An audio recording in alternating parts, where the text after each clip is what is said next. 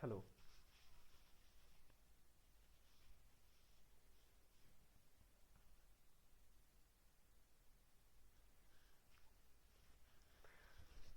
आज हम लोग देख लेते हैं स्ट्रेट लाइंस।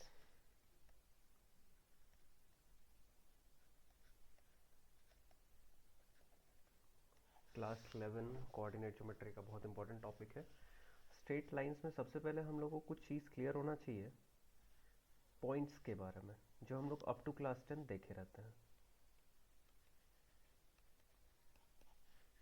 कहने का मतलब ये कि अगर हमारे पास पॉइंट से रिलेटेड कुछ कंसेप्ट है, डिस्टेंस फार्मूला, फिर उसके बाद लाइंस बना तो सेक्शन फार्मूला, कोऑर्डिनेट्स वगैरह निकालना, तो ये जो हमारा कोऑर्डिनेट्स के बारे में थोड़ा सा बात हुआ, तो सबसे पहले तो हम लोग को ये आइडिया होना चाहिए कि जो हमारा कार्टेशियन प्लेन है वो 4 पार्ट्स में डिवाइडेड।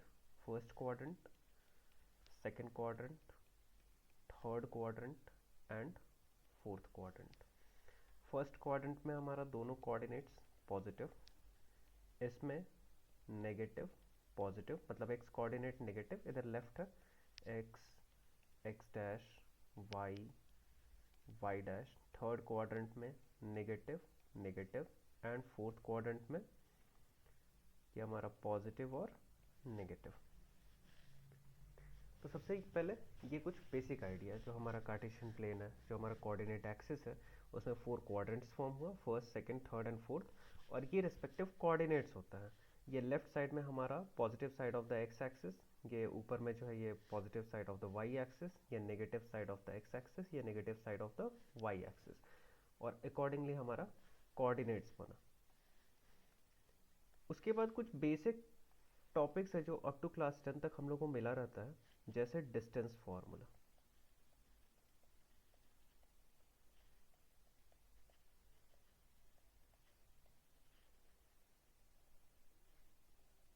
डिस्टेंस फार्मूला क्या देखने के लिए मिलता है हम लोग को इसमें, कि अगर हमारे पास 2 पॉइंट्स है, सपोज एक पॉइंट है हमारा यहाँ ए और दूसरा पॉइंट है बी। ए का कोऑर्डिनेट मान लेते हैं x1 कॉमा y1, बी का कोऑर्डिनेट मान लेते हैं x2 कॉमा y2, और हम लोग को फाइंड करना है ए बी।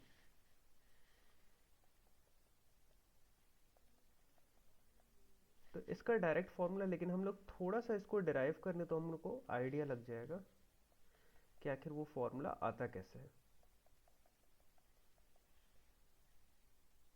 ये हमारा x1 हो गया, ये हमारा y1 हो गया। सिमिलरली ये x2 और ये y2। हम लोग को फाइंड करना है ए बी, तो ये ए बी और इसको c मान लेते हैं। जो ए सी होगा वो कितना होगा, ये हमारा x2 है और ये पार्ट x1 है, x2 माइनस x1। और ये जो बी सी है वो कितना होगा, ये पूरा पार्ट हमारा y2 है, और उसमें से ये जो छोटा पार्ट है ये है y1, तो ये हो गया हमारा y2 माइनस y1। अब पाइथागोरस थ्योरम तो हम लोग जानते हैं, ये 90 degree Pythagoras theorem, hypotenuse square H square equals P square plus B square. H is what, A B, मतलब A B square equals P is what, y2 minus y1 square plus b is what, x2 minus x1 square. तो ये हमारा A B निकल गया, A B निकल गया x2 minus x1 whole square plus y2 minus y1 whole square. तो distance formula के लिए ये हम लोग डायरेक्टली यूज कर सकते हैं। कैसे आता है, तो यही बेसिक पाइथागोरस थ्योरम का यूज करके आ रहा है। ये फर्स्ट पार्ट। नेक्स्ट हम लोग चलते हैं, ये तो हो गया डिस्टेंस फार्मूला। एक एग्जांपल ले लेते हैं, चलिए। हमारे पास सपोज पॉइंट है ए 3,4 और एक पॉइंट है बी विच इज 6,7, और हम लोग को फाइंड करना है ए बी।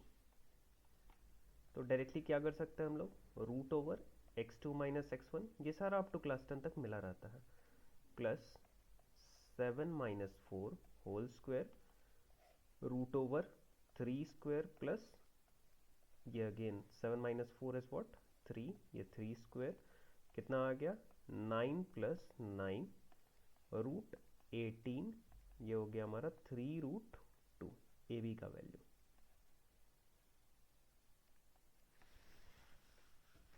ठीक है, अब जो नेक्स्ट है बेसिक कंसेप्ट में, सबसे पहले हम लोग डिस्टेंस फार्मूला तो देख लिए, अब होता है हमारा सेक्शन फार्मूला का concept.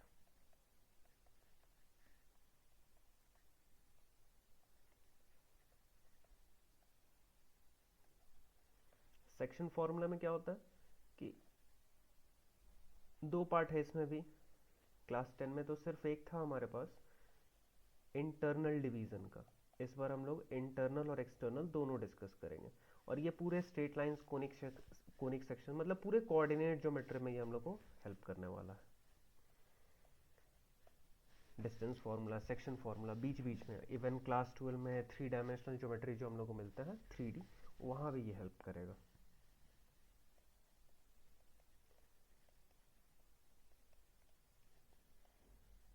Internal division, internal division ये हमारा ए बी और कोई पॉइंट है सपोज एम जो इस ए बी को डिवाइड कर रहा है। ए का कोऑर्डिनेट मान लेते हैं x1 y1, बी का कोऑर्डिनेट मान लेते हैं x2 y2 और m का कोऑर्डिनेट मान लेते हैं x, y। और ये हमारा किस रेशियो में डिवाइड किया तो m/n में।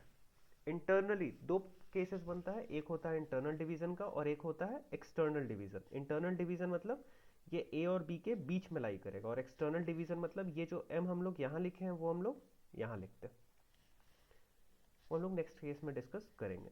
तो ये हो गया m, ये n, और अगर हम लोग को रिलेट करना है x और y कोऑर्डिनेट तो क्या करेंगे, x equals mx2 plus nx1 by m plus n, और y हो जाएगा m y2 plus n y1 by m plus n। ये हुआ इंटरनल डिवीजन, मतलब कोई पॉइंट m है जो a और b के इनसाइड लाई करता है और वो डिवाइड कर रहा है m/n में। तो उस केस में कोऑर्डिनेट्स जो है वो कैसे रिलेटेड होता है उस दोनों कोऑर्डिनेट्स से, ये हम लोग को पता लग गया। अगर हम लोग यही डिस्कस करें एक्सटर्नल डिवीजन का तब क्या होगा,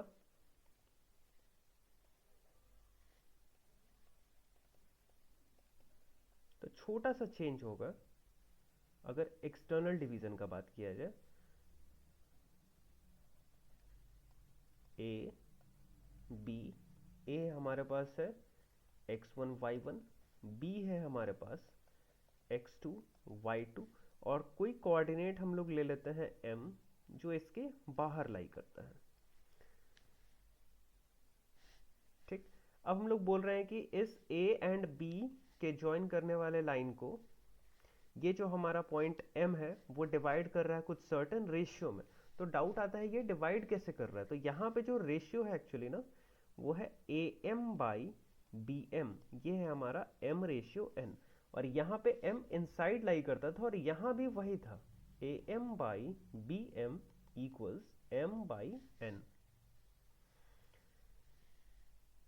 अगर x निकालना है, m का कोऑर्डिनेट x, y, x कैसे निकलेगा, छोटा सा चेंज, ये हमारा mx2 minus nx1 by m-n हो जाएगा, और जो y है वो हो जाएगा my2 minus ny1 by m-n।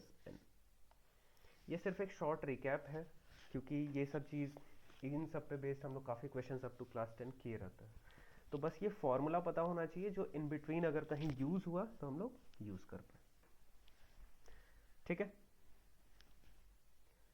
तो सेक्शन फॉर्मूला ये है। अब इससे रिलेटेड अगर हम कुछ कोऑर्डिनेट लेना चाहें तो ले सकते हैं और वहां से सॉल्व कर सकते हैं। एक एक्सटेंडेड पार्ट भी इसका डिस्कस कर लें, जैसे अगर हमारे पास ए और बी है और इसका कोऑर्डिनेट है x1 y1 और इसका कोऑर्डिनेट है x2 y2, और हमको इसका मिड पॉइंट बताना है। मिड पॉइंट का coordinates let it be x, y, और इस बार हम लोग को रेशियो पता नहीं, हम लोग को सिर्फ इतना पता है कि वो मिड पॉइंट है। तो एक बात तो बहुत क्लियर है कि अगर ये मिड पॉइंट है तो ये पार्ट और ये पार्ट इक्वल रहा होगा, है ना। मतलब अगर ये k होगा तो ये भी k होगा, अगर ये 2 होगा तो ये भी 2 होगा, वो दोनों सेम रहेगा। तो हम लोग मान लेते हैं कि ये k है। तो उस केस में हम लोग क्या करेंगे, x निकालने के लिए k x2 plus k x1, m x2 plus n x1 था ना, तो m और n दोनों ही सेम हो गया, मतलब k हो गया। हम यहाँ 1 1 2 2 3 3 कुछ भी ले सकते थे, तो हम एक रैंडम कुछ कांस्टेंट ले लिए k। तो k x2 plus k x1 by k plus k, और ये कितना आएगा, k x2 plus k x1 by 2k, और ये k और k कैंसिल होगा, न्यूमरेटर में से k कॉमन लिया और वो कैंसिल हो गया। मतलब फाइनली हम लोग देख रहे हैं कि x1 plus x2 divided by 2 आ रहा है x का कोऑर्डिनेट। सिमिलरली जब हम लोग सॉल्व करेंगे y के लिए, तो y भी आएगा y1 plus y2 divided by 2। ठीक है,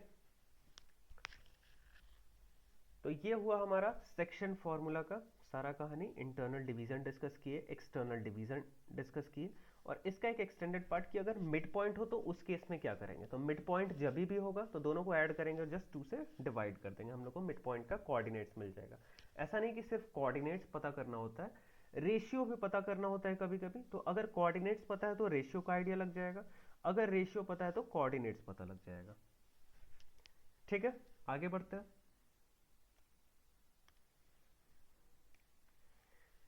अब जो नेक्स्ट कंसेप्ट है जो हम लोग क्लास 10 में डिस्कस किए हुए हैं, वो है एरिया ऑफ ट्रायंगल का।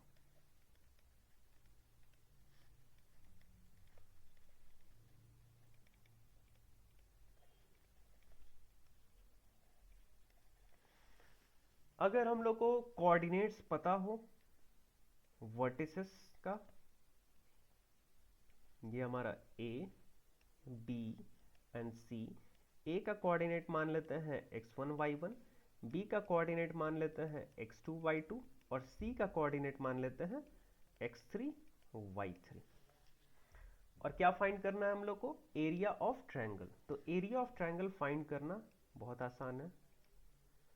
Area of triangle A B C जो होगा वो होगा हाफ मॉड, और ये cycle x1 y2 minus y3 plus x2 y3 minus y1 plus x3 y1 minus y2। ये आ गया हमारा। इसको डिराइव किया जा सकता है लेकिन डेरिवेशंस में हम लोग नहीं जा रहा। ठीक है, और ये कैसे पैटर्न है, तो यहाँ पे 1 आ गया तो यहाँ 2 और 3 है, यहाँ 2 आ गया तो फिर यहाँ 3 और 1 है, यहाँ 3 आ गया तो फिर यहाँ 1 और 2 है, साइकिल 1 2 3, फिर 2 3 1, फिर 3 1 2। मॉडुलस क्यों यूज किए हैं, मॉडुलस इसलिए यूज किए हैं क्योंकि एरिया ऑफ ट्रायंगल जो है वो हमेशा पॉजिटिव होना चाहिए। हो सकता है कि ये सारा कैलकुलेशन के बाद हम लोग को आ जाए -6, लेकिन एरिया तो नेगेटिव नहीं हो सकता है ना, इसीलिए हम लोग फाइनली क्या लिखेंगे, mod of -6 is just 6, तो हाफ इंटू 6 इज 3। अब कुछ नहीं करना है, इसमें कोऑर्डिनेट्स पता है तो इजीली सॉल्व हो जाएगा। इसका एग्जांपल हम नहीं ले रहे हैं क्योंकि ये बहुत ही बेसिक है, सिर्फ हम लोग को कोऑर्डिनेट्स लेना है और पुट करना है और सारा काम हो जाएगा। हम लोग चलते हैं इसके एक एप्लीकेशन पे जो हम लोग ऑलरेडी डिस्कस किए हैं क्लास 10th में। ये सब अभी बेसिक्स चल रहा है, स्ट्रेट लाइन में ये सारा यूज होगा अलग अलग जगह पे। जैसे एक कंसेप्ट था कोलिनियरिटी का। कोलिनियरिटी का दो तरीका हम लोग ऑलरेडी पढ़े हुए हैं, और एक तरीका स्लोप के थ्रू अभी हम लोग पढ़ेंगे, और फिर और भी अलग अलग वेज मिलेगा। लेकिन हाँ, कोलिनियरिटी का जो दो बेसिक मेथड है वो क्या है, तो एक तो होता है डिस्टेंस मेथड,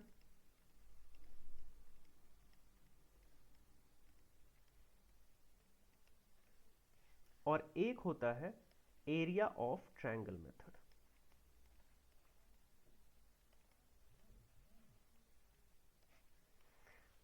सबसे पहले कि कोलिनियरिटी होता क्या है।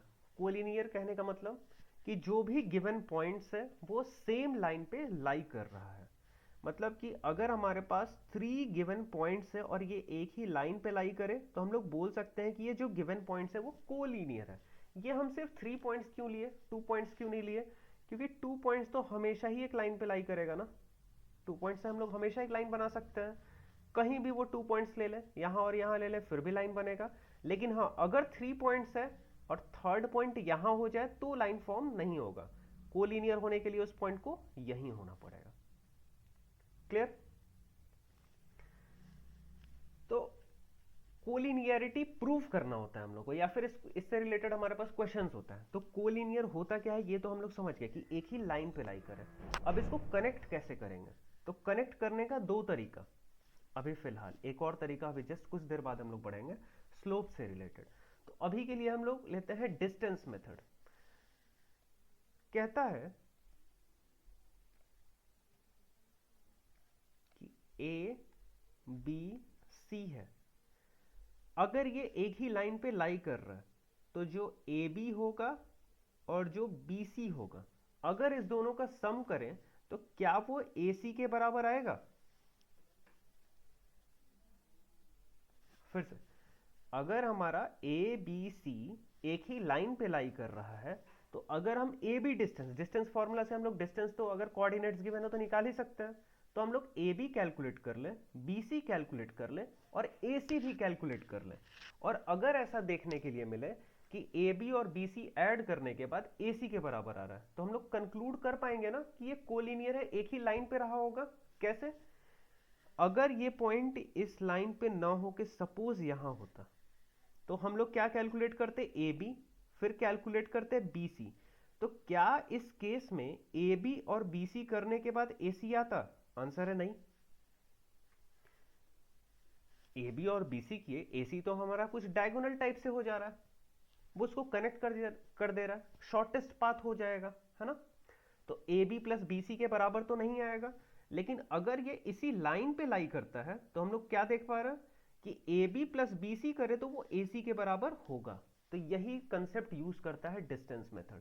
क्या कहता है कि आप सारा डिस्टेंस मेजर कर लीजिए, ए बी मेजर कीजिए, बी सी मेजर कीजिए और ए सी मेजर कीजिए, और किन्हीं दो का सम अगर सम ऑफ 2 थर्ड के बराबर आ गया तो हम लोग कंक्लूड कर लेंगे कि गिवन जो भी कोऑर्डिनेट्स है वो कोलिनियर है। एक एग्जांपल ले लेते हैं और क्लैरिटी के लिए। एक एग्जांपल ले लेते हैं। ए सपोज है हमारे पास 1,1, बी है हमारे पास 3,3 और सी है हमारे पास 5,5, और हम लोग को प्रूव करना है कि ये कोलिनियर है। तो क्या करेंगे हम लोग? सबसे पहले डिस्टेंस मेथड हम लोग सीख चुके हैं, तो हम लोग करेंगे ए बी। ए बी कितना होगा? तो ए बी हो जाएगा हमारा, फॉर्मूला पढ़े x2 minus x1 whole square plus y2 minus y1 whole square. तो 3 minus 1 whole square plus 3 minus 1 whole square, मतलब रूट ओवर 4 प्लस 4 कितना आया? रूट 8। रूट 8 कितना? 2 root 2। Similarly B C find करते हैं। Root over 5 minus 3 whole square plus 5 minus 3 whole square, root over 4 plus 4 root 8। Again ये कितना आया? 2 root 2।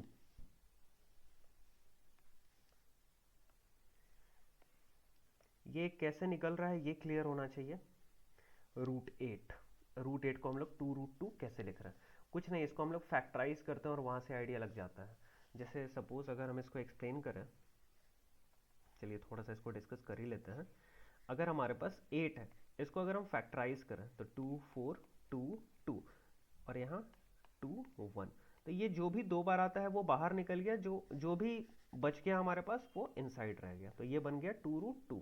एक और एग्जांपल ले, सपोज हमारे पास रहता रूट 20, तो उस केस में हम लोग क्या करते हैं? तो 20 को फैक्टराइज करते हैं, तो 2 10 2 5 और ये 5 1, तो 2 2 टाइम्स आ रहा है तो 2 निकल गया बाहर और ये हमारा रूट 5, तो 2√5। तो इसीलिए हम लोग यहाँ क्या कर दिए, √8 को 2√2। अब क्या फाइंड करेंगे, AC। AC अगर हम लोग फाइंड करें तो A है हमारे पास 1,1 और C है हमारे पास 5,5। तो 5 minus 1 whole square plus 5 minus 1 whole square equals √16 plus 16 √32। √32 मतलब 4√2। वही सेम प्रोसेस। तो थोड़ा सा अगर हम लोग ऑब्जर्व करें AB को, तो AB कितना आया है 2√2, BC कितना आया है 2√2 और AC कितना आया है 4√2। क्या देखने के लिए मिला कि अगर हम AB प्लस BC करें तो वो AC के बराबर आ गया। ये कुछ ऐसा थंब रूल नहीं है कि ये AB और BC ही AC के बराबर, किसी दो का सम हो सकता था कि AB और AC करने के बाद वो BC के बराबर आ जाए, BC और AC करने के बाद AB के बराबर आ जाए। किसी दो का सम अगर थर्ड के बराबर आ गया तो हम लोग कंक्लूड कर लेंगे कि ये जो गिवन पॉइंट्स है वो कोलिनियर है। ठीक, तो यहां पे हम लोग लिख सकते हैं कि as AB plus BC equals AC, so A, B and C are collinear. ये एक तरीका, डिस्टेंस मेथड। क्लियर? अब हम लोग चलते हैं area of triangle method. Area of triangle method कहता है कि अगर गिवन 3 पॉइंट्स एक ही लाइन पे लाई कर रहा है तो क्या ट्रायंगल बनेगा? आंसर है नहीं। अगर एक ही लाइन पे लाई कर गया तो हम लोग को सिर्फ एक लाइन दिखेगा ना, ट्रायंगल तो नहीं बना। अगर ये थर्ड पॉइंट यहां ना होके यहां होता तो ट्रायंगल बनता, जैसे बन रहा है। लेकिन अगर ये point very very very very close और ये जस्ट यहां आ जाए तो ट्रायंगल तो नहीं बना। तो हम लोग को क्या देखने के लिए मिल रहा है कि अगर ये पॉइंट यहां हो तो कुछ ना कुछ ट्रायंगल बना, और ट्रायंगल बना तो उसका एरिया भी होगा। लेकिन अगर ये पॉइंट उसी लाइन पे लाई कर जाए तो ट्रायंगल में नहीं बना, और ट्रायंगल नहीं बना तो उसका एरिया कितना होगा, 0 होगा। एरिया ऑफ ट्रायंगल जो है वो हो जाएगा 0। और एरिया ऑफ ट्रायंगल का फॉर्मूला हम लोग ऑलरेडी पढ़े हैं और उसको यूज कर सकते हैं, half mod x1 y2 minus y3 plus x2 y3 minus y1 plus x3 y1 minus y2 equals 0। ये है एरिया ऑफ ट्रायंगल। सेम इसी क्वेश्चन को हम लोग चेक कर लेते हैं ऐसा हो रहा है कि नहीं एरिया ऑफ ट्रायंगल के थ्रू। जैसे कोऑर्डिनेट्स क्या था हमारे पास, A था 1 1, B था 3 3 और C था 5 5। और एरिया ऑफ ट्रायंगल मेथड से हम लोग को यूज कर मतलब कोलिनियर प्रूफ करना है। तो क्या करेंगे कि फॉर सबसे पहले एरिया ऑफ ट्रायंगल निकाल लेते हैं, और अगर ये 0 आ गया तो हम लोग कह देंगे कि as area of triangle ABC is 0, और फिर कंक्लूड कर देंगे कि सो इट इज कोलिनियर। तो सबसे पहले एरिया ऑफ ट्रायंगल निकाल लें। एरिया ऑफ ट्रायंगल ABC, एक एग्जांपल भी हो जाएगा, वहां हम लोग एग्जांपल नहीं लिए थे। x1 ये हमारे लिए x1 y1 है, ये हमारे लिए x2 y2 है, और ये है x3 y3। तो x1 is what 1, y2 minus y3 3 minus 5 plus x2 is 3 5 minus 1 plus x3 is 5 और y1 माइनस y2 मतलब 1 minus 3।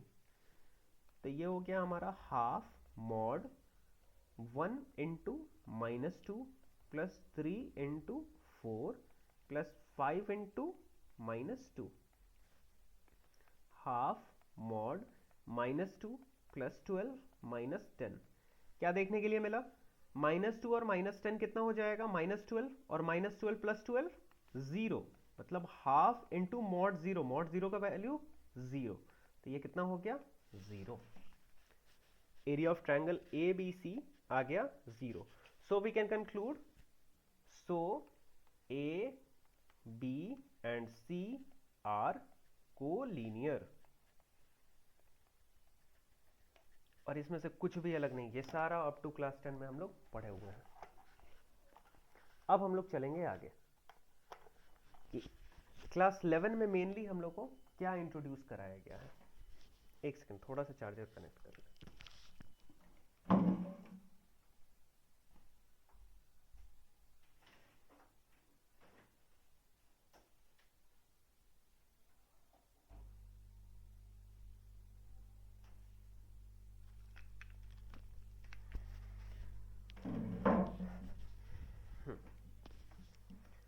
A B C are collinear.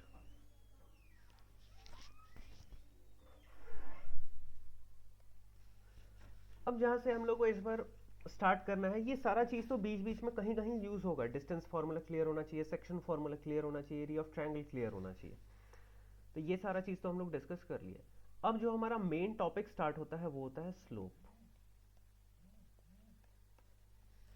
अब ये स्लोप क्या है, स्लोप क्या होता है, तो थोड़ा सा इसको हम लोग एग्जाम्पल के थ्रू समझे।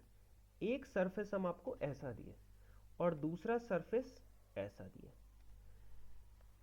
सरफेस ए, सरफेस बी, या फिर लाइन ए और लाइन बी। अब थोड़ा सा हम लोग इसको सोचें तो क्या हम लोग कंक्लूड कर सकते हैं, ये कंक्लूड कर सकते हैं क्या कि बी जो है वो ज्यादा स्लोपी है, उसका स्लोप ज्यादा है। स्लोप कैसे डिसाइड हो रहा है, मतलब कहां से हम लोग जल्दी फिसल जाएंगे। अगर हम लोग यहां पे हैं तो कहां से जल्दी स्लिप करेंगे, ए से या बी से। तो बी का जो इंक्लाइनेशन है वो ज्यादा है, मतलब ज्यादा झुकाव है, मतलब ज्यादा एंगल बना रहा है, ऐसा कुछ। तो यहां से हम लोग समझ पा रहे हैं कि जिसका ये एंगल ज्यादा हो रहा है, जैसे यहां पे एंगल बना सपोज θ1 और ये बना θ2, तो ये जो इंक्लाइनेशन है from positive side of the X axis, उससे डिसाइड हो रहा है हमारा स्लोप का कंसेप्ट। तो वहीं से डिसाइड होता है। तो जो स्लोप है वो होता है tan थीटा, मतलब कि वो positive side of the X axis के साथ कितना एंगल बना रहा है। तो स्लोप हो गया tan थीटा।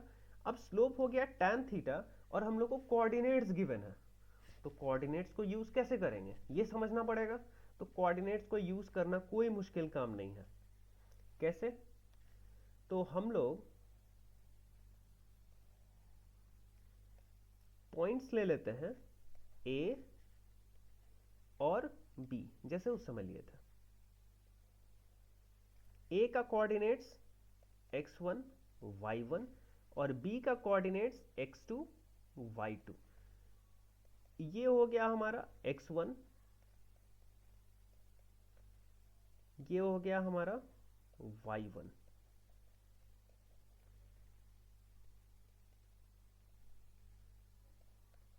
x2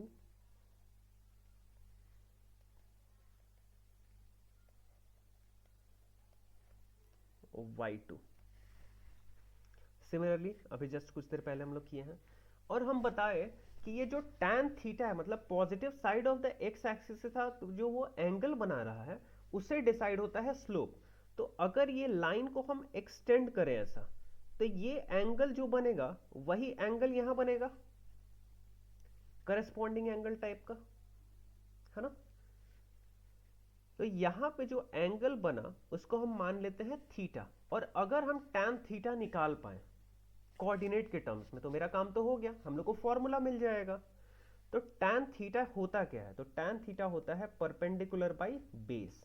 और परपेंडिकुलर इस केस में कितना होगा, सिमिलरली अभी जस्ट कुछ देर पहले हम लोग डिस्कस किए हैं, ये हो जाएगा y2 माइनस y1। कैसे, तो ये पूरा पार्ट था y2, ये छोटा वाला पार्ट था y1, तो ये बन गया y2 माइनस y1। ये पूरा पार्ट है x2, ये पार्ट है x1, तो ये बन गया x2 माइनस x1। तो tan थीटा जो है वो हो गया हमारा y2 minus y1 by x2 minus x1। और यही फॉर्मूला होता है स्लोप का, और स्लोप को हम लोग रिप्रेजेंट करते हैं m से।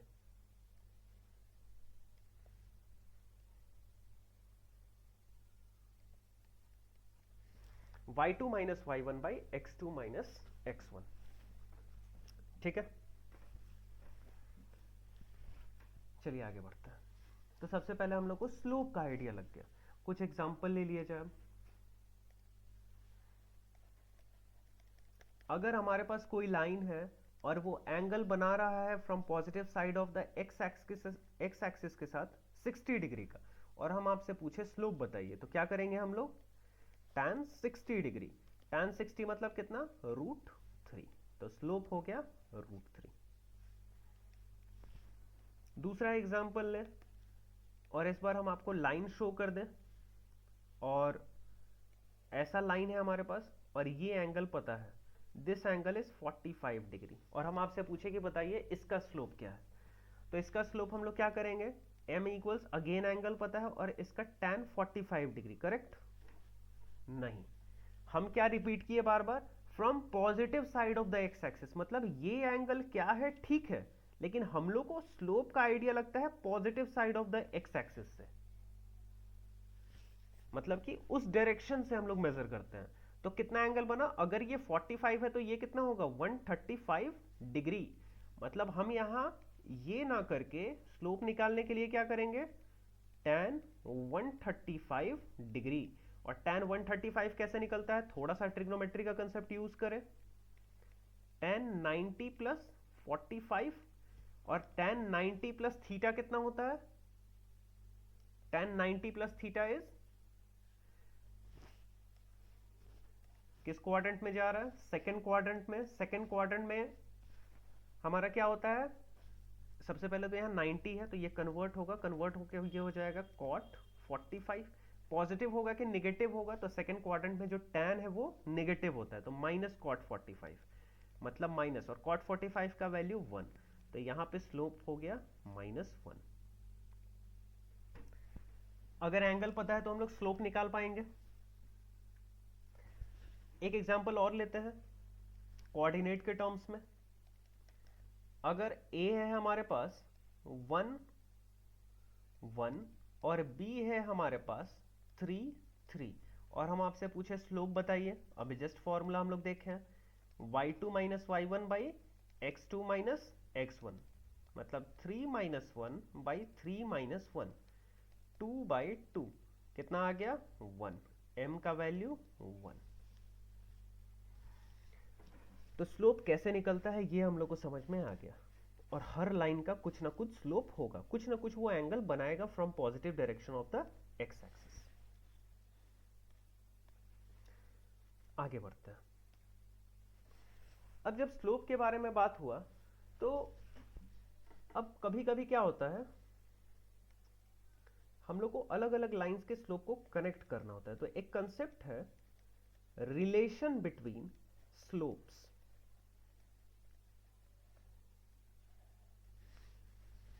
रिलेशन बिटवीन स्लोप्स में हम लोग क्या डिस्कस करते हैं? तो सबसे पहले अगर हमारा लाइंस पैरेलल है, तो for parallel lines,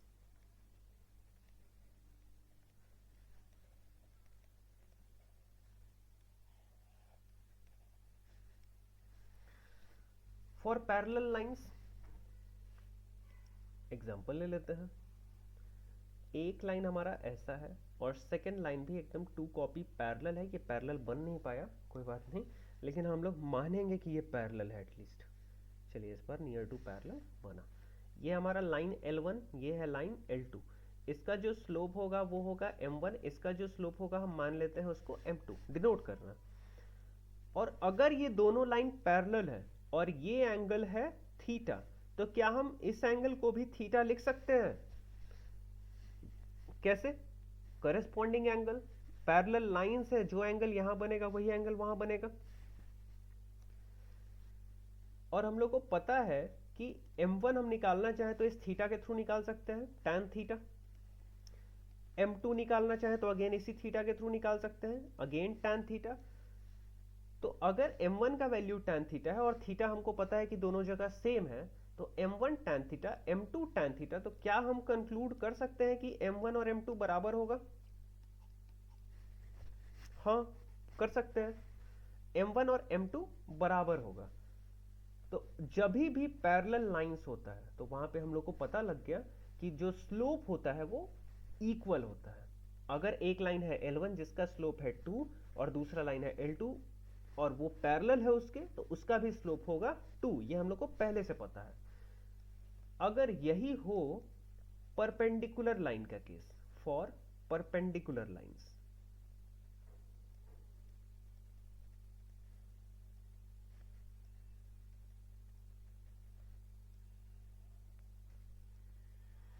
perpendicular lines का केस अगर हम लोग ले,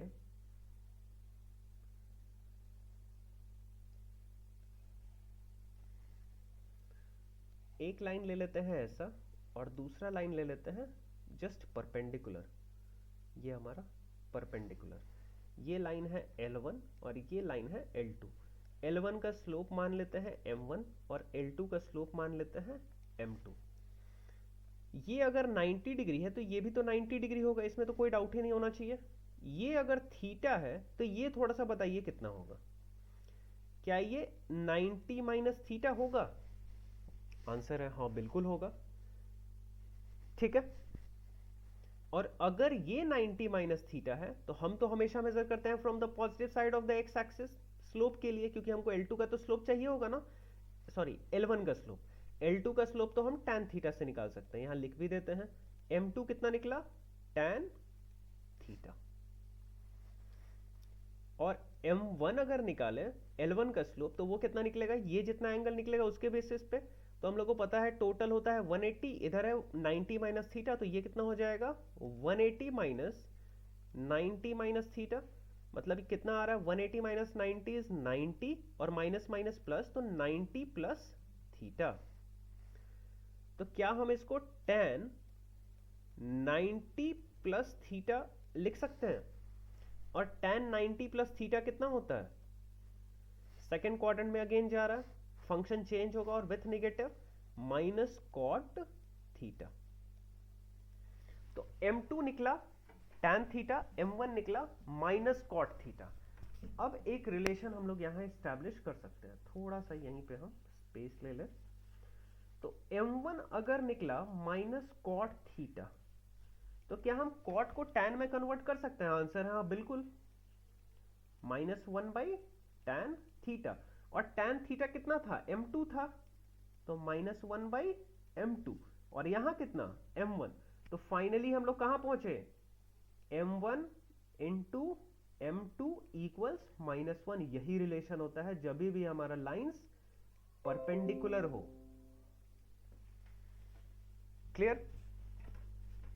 अगर लाइन है L1 जिसका स्लोप है M1 और लाइन है L2 जिसका स्लोप है M2, और अगर ये दोनों परपेंडिकुलर है तो इसका जो प्रोडक्ट होगा स्लोप्स का वो होगा -1। और इस चीज को हम लोग यहां प्रूव कर लिया। ठीक है, आगे बढ़ते हैं और इसका यूज होगा, अभी हम लोग कुछ क्वेश्चंस करेंगे इस पे बेस्ड। थोड़ा सा हम लोग अपना कंसेप्ट क्लियर करें, फिर एनसीईआरटी का फर्स्ट एक्सरसाइज हम लोग देखेंगे, कुछ क्वेश्चंस डिस्कस करेंगे इन सब पे बेस्ड। हटा दे रहे। तो रिलेशन बिटवीन स्लोप्स हो गया। अब एक और कंसेप्ट होता है हमारा angle between two lines.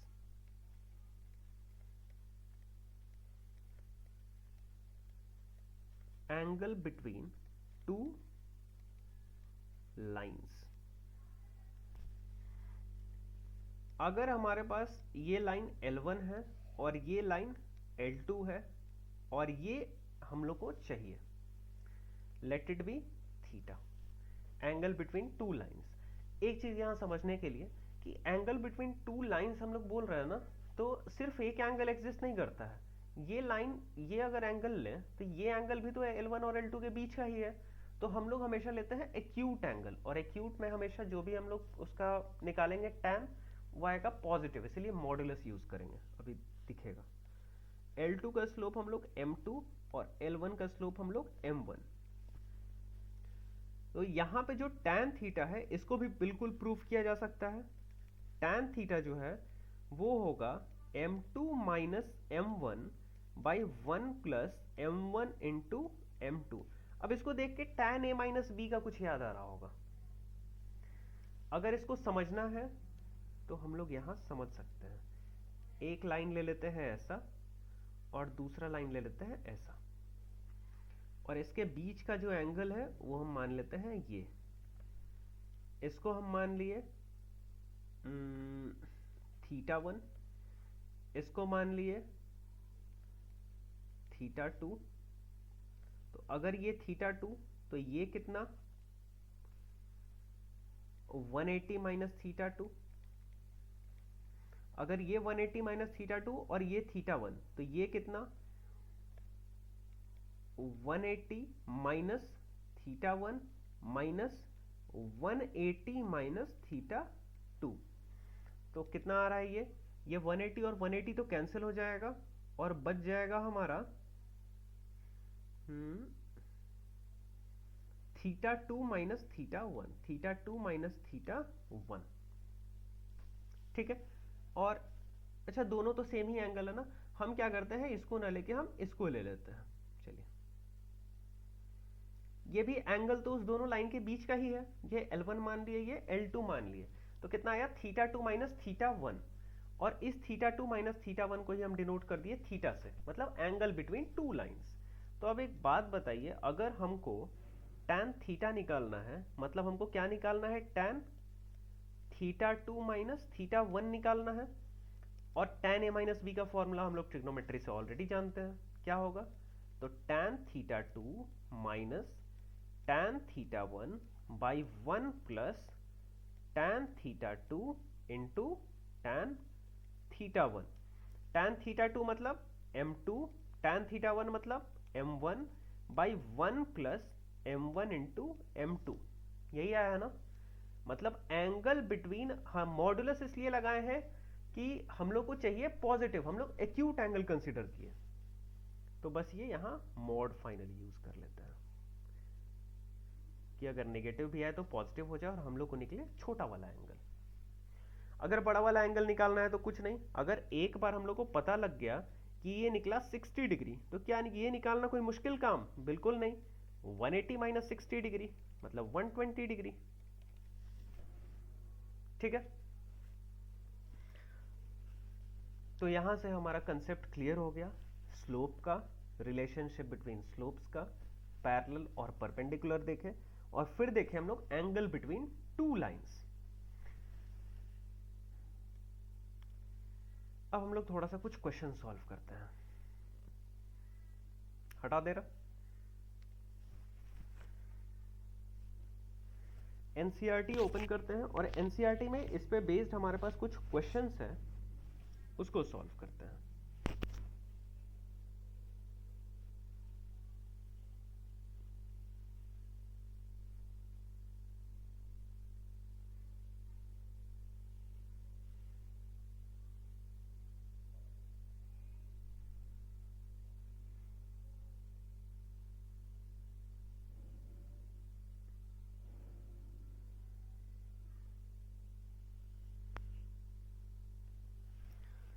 First question,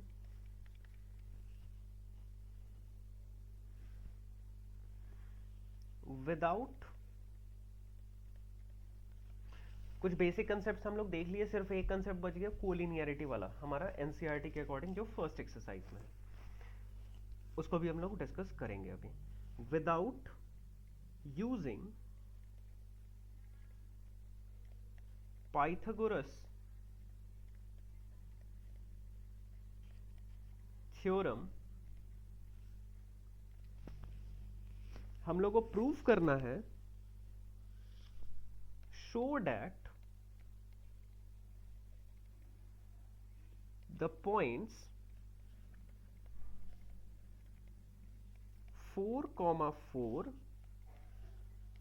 3,5 and -1, -1 are vertices of right angle triangle।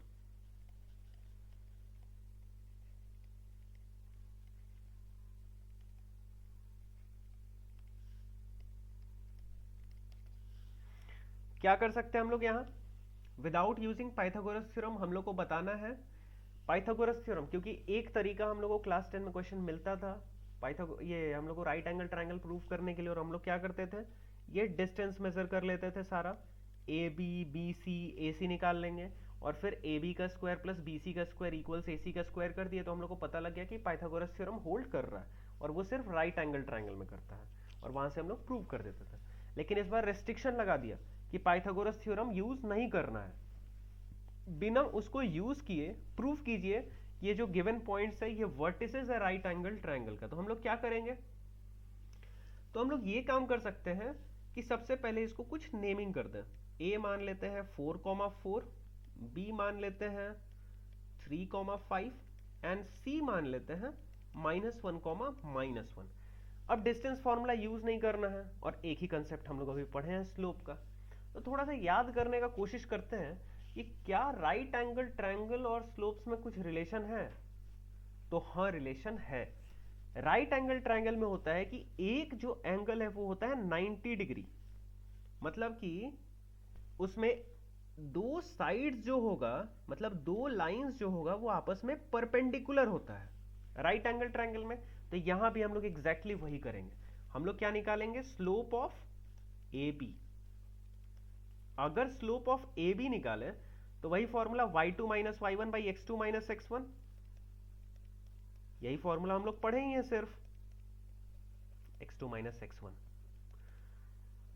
y2 minus y one मतलब 5 माइनस 4 और x2 minus x one 3 minus 4, कितना आया 1 बाई -1 मतलब -1। स्लोप ऑफ BC निकाल लेते हैं, अगेन सेम वही y2 minus y one by x two minus x one, -1 -5 by -1 -3 मतलब -6 बाई -4, कितना आ गया 3 बाई 2। स्लोप ऑफ AC निकाल लेते हैं, ये हमारा हो जाएगा -1 -4 बाई -1 -4 मतलब -5 बाई -5, कितना आ गया 1। अब एक बात बताइए, यहां पे स्लोप ऑफ AB निकला -1, स्लोप ऑफ BC निकला 3/2 और स्लोप ऑफ AC निकला 1। क्या हम लोग को कहीं पे देखने के लिए मिल रहा है कि वो परपेंडिकुलर वाला प्रॉपर्टी फॉलो हो। परपेंडिकुलर वाला प्रॉपर्टी मतलब क्या, तो जो स्लोप का मल्टीपल है वो -1 आना चाहिए। तो हाँ मिल रहा है, अगर हम स्लोप ऑफ AB और स्लोप ऑफ AC को मल्टीप्लाई करें तो -1 आ रहा है। तो यहां पे हम लोग लिख देंगे as we can observe, as we can observe slope of AB into slope of AC जो है वो कितना आ रहा है -1 into 1 which is -1, slope of AB into slope of AC। और ये कब होता है, that means AB is perpendicular to AC, मतलब ये जो ट्रायंगल बना उसमें से जो दो लाइंस है, दो साइड्स है वो आपस में परपेंडिकुलर, और ऐसा सिर्फ एक ही केस में होता है राइट एंगल ट्रायंगल।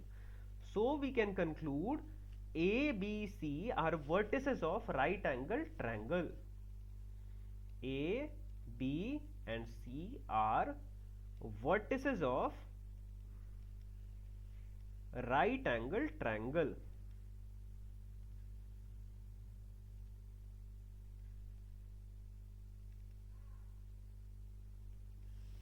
ठीक है, तो ये हमारा एक क्वेश्चन हो गया किस पे बेस्ड, परपेंडिकुलरिटी वाले पे। स्लोप मतलब दो लाइन जब आपस में परपेंडिकुलर हो। क्लियर। अब एक क्वेश्चन हम लोग पैरेलल वाले पे कर लेते हैं, है हमारे एनसीईआरटी में। ये जो अभी जस्ट जो हम लोग किए ये था क्वेश्चन नंबर 6। एक क्वेश्चन है हमारे पास, विदाउट यूजिंग डिस्टेंस फॉर्मूला, यहां भी रेस्ट्रिक्शन है again, without using distance formula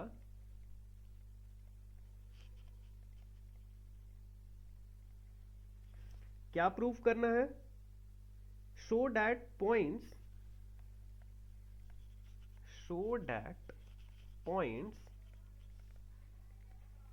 -2, -1, 4, 0, 3, 3 and -3, 2 are the vertices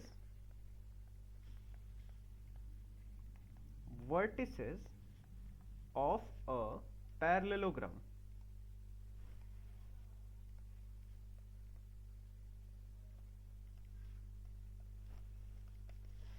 Without using distance formula. अब यहां पे हम लोग को पैरेललोग्राम का प्रॉपर्टी पता होना चाहिए. क्या होता है प्रॉपर्टी? कि जो ऑपोजिट साइड्स है वो पैरेलल होता है और इक्वल होता है. तो इक्वल वाला तो कंसेप्ट हम लोग यूज नहीं कर पाएंगे. क्यों नहीं? क्योंकि हम लोग को इक्वल के लिए डिस्टेंस निकालना पड़ेगा और डिस्टेंस फॉर्मूला तो यूज करना नहीं है. मतलब हम लोग को क्या देखना होगा? पैरेलल. अब एक बात बताइए, अगर पैरेलल ऑब्जर्व करना है तो कैसे करेंगे? स्लोप्स को कंपेयर करके. तो सबसे पहले हम लोग यहां नेमिंग कर देते हैं. This is A B C and D.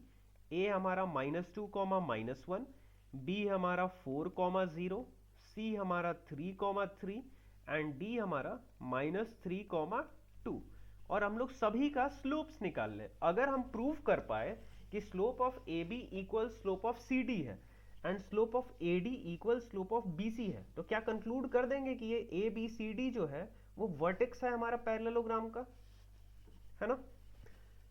तो निकाल लेते हैं हम लोग slope of A B.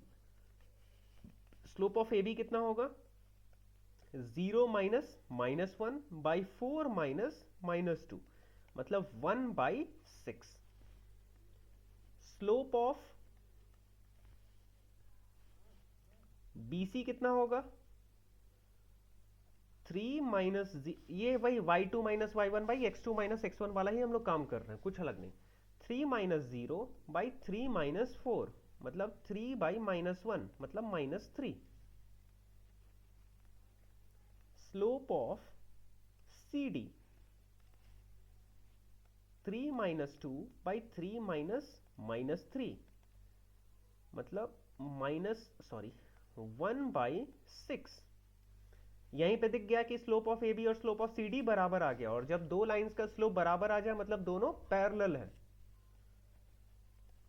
Slope of क्या बच गया हमारा? ए बी निकल गया, बी सी निकल गया, सी डी निकल गया और ए डी अब निकालना है. A D. ए डी का कितना होगा? 2 - -1, 2 - -1 बाई 2 - -1 बाई -3 -2, -3 -2, मतलब कि 3/-1, मतलब -3. क्या कंक्लूड कर सकते हैं हम लोग? हम लोग ये कंक्लूड कर सकते हैं यहां पे कि slope of, as we can observe, क्या ऑब्जर्व? कि स्लोप ऑफ ए बी जो है वो स्लोप ऑफ सी डी के बराबर है and slope of B C जो है वो स्लोप ऑफ ए डी के बराबर है. So A B C and D are vertices of parallelogram.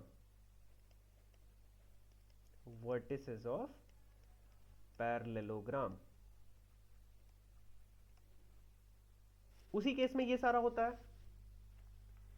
तो हम लोग पैरेलल वाला भी कर लिए, एक परपेंडिकुलर वाला भी कर लिए. क्लियर है इतना? ठीक है.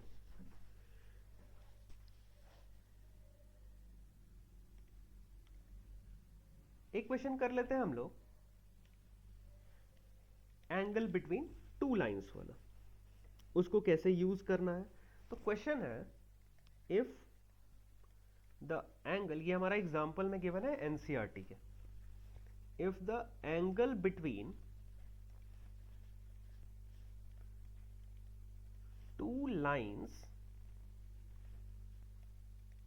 is π/4 and slope of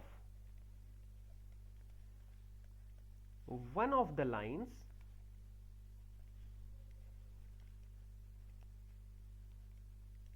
is 1/2.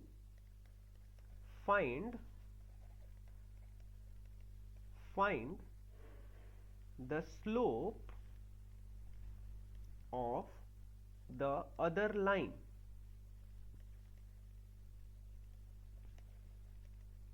हम आपको प्रूफ करके भी दिखाए हैं।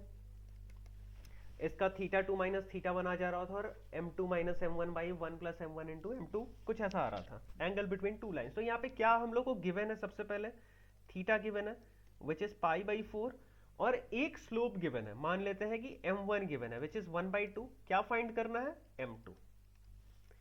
ठीक है, कोई मुश्किल काम नहीं। tan थीटा फॉर्मूला क्या था, m2 minus m1 by 1 plus m1 into m2। tan theta मतलब tan पाई बाई 4, और यहां m2 कितना, m2 नहीं पता, निकालना है। तो m2 minus 1/2 by 1 plus 1/2 into m2। tan pi by 4 का value 1, tan 45 degree. m2 minus 1/2 by 1 plus m2/2। तो 1 इक्वल्स, ये कितना हो गया हमारा, इसको हम लोग क्या करते हैं ना, एक कंसेप्ट आप लोग समझ लीजिए। अगर कभी मॉड x का वैल्यू 2 आए तो हम लोग को पता है कि मॉडुलस जो है वो पॉजिटिव को तो पॉजिटिव रखता ही है, और अगर नेगेटिव कुछ है तो उसको भी पॉजिटिव कर देता है। मतलब मॉड x का वैल्यू अगर 2 है, मतलब x जो है वो 2 भी हो सकता था और x जो है वो -2 भी हो सकता था। तो कभी भी अगर modulus x equal something k है तो x को हम लोग लिख देते हैं प्लस माइनस k। मतलब x का वैल्यू k भी हो सकता है और माइनस k भी हो सकता है, दोनों केस में हम लोग को k मिलेगा। ठीक है, चलिए, तो यहां पे भी हम लोग वही कंसेप्ट यूज करते हैं। एक बार हम लोग क्या करेंगे ना, हम लोग कुछ ऐसा कर देते हैं, एक बार पॉजिटिव ले लेंगे और एक बार निगेटिव ले लेंगे। तो सबसे पहले दो केस यहां बनाते हैं। केस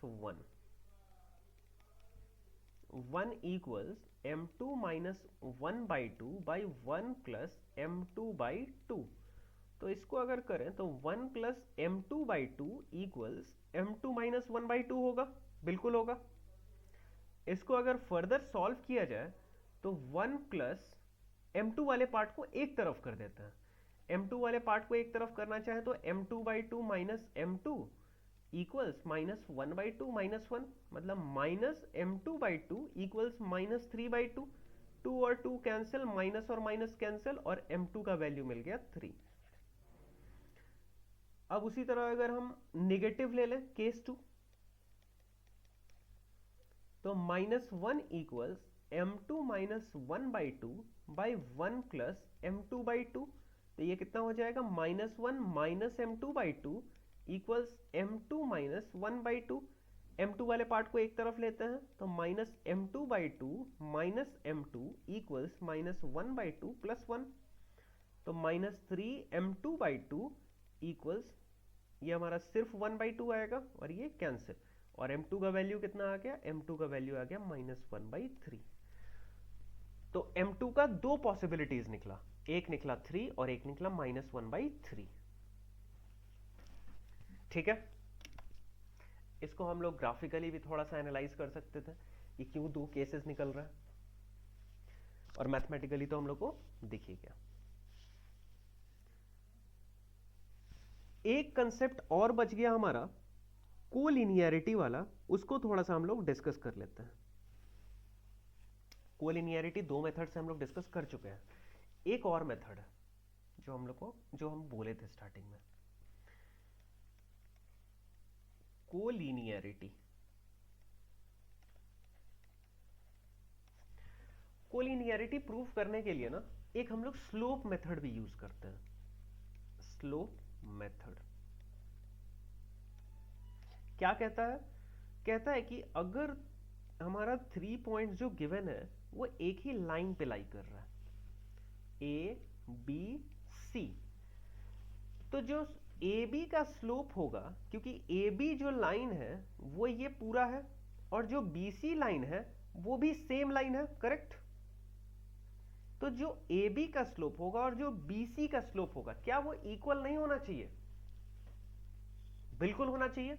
तो बस यही कंसेप्ट हम लोग यूज करते हैं कि अगर कोलिनियर गिवन है तो हम लोग कहेंगे कि slope of A B equals slope of B C. और ऐसा नहीं कि सिर्फ ए बी और बी सी, हम ए सी और बी सी भी ले सकते थे, ठीक है ना।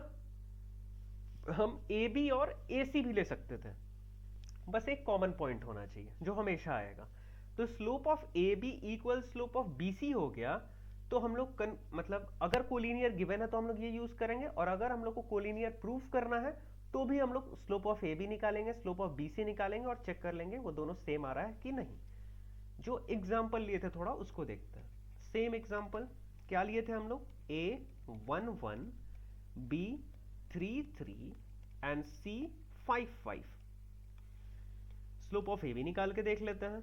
इसको हम लोग ऑलरेडी 2 मेथड से डिस्कस कर चुके हैं, distance method and area of triangle method.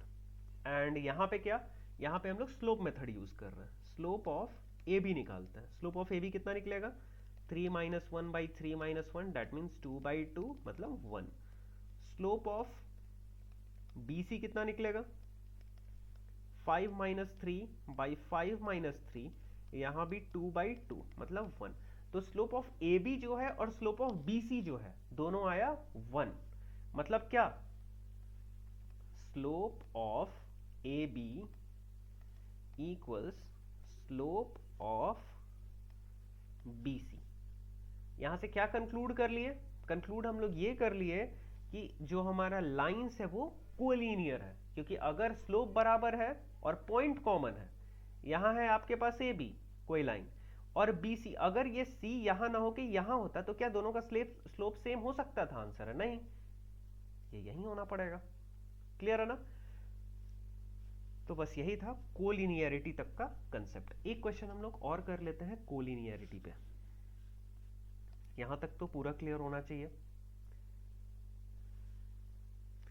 Collinearity पे एक एनसीईआरटी का क्वेश्चन कर लेते हैं और उसके बाद आप लोग फर्स्ट एक्सरसाइज पूरा बना पाएंगे।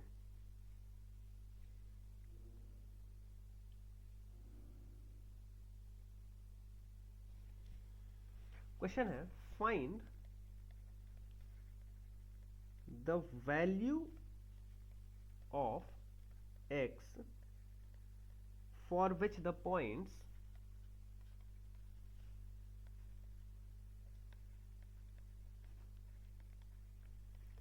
x, -1, 2, 1 and 4, 5 are collinear.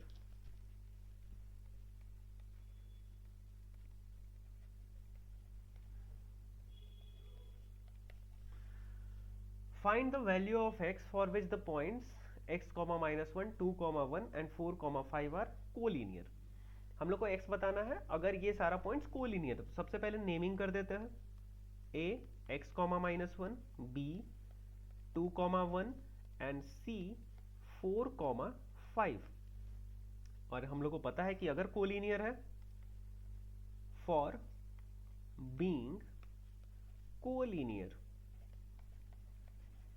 अगर कोलिनियर है या फिर कोलिनियर होने के लिए क्या होना पड़ेगा, स्लोप को इक्वल होना पड़ेगा। Slope of A B equals slope of B C. Slope of A B कितना, तो 1 - -1 by 2 - x, और स्लोप ऑफ बी सी कितना, तो 5 - 1 by 4 - 2 मतलब 2 by 2 - x इक्वल्स 4 by 2। ये 2 2 और 2 कैंसिल, मतलब 1 इक्वल्स 2 - x आ रहा है। ये हमारा x कितना हो गया, 2 - 1 मतलब x का वैल्यू 1। डाउट। तो अगर ये कोलिनियर है तो x का वैल्यू 1 आना चाहिए। तो ये था हमारा कुछ बेसिक कंसेप्ट स्ट्रेट लाइंस का। इसके बाद हम लोग equations of straight line discuss करेंगे नेक्स्ट क्लास।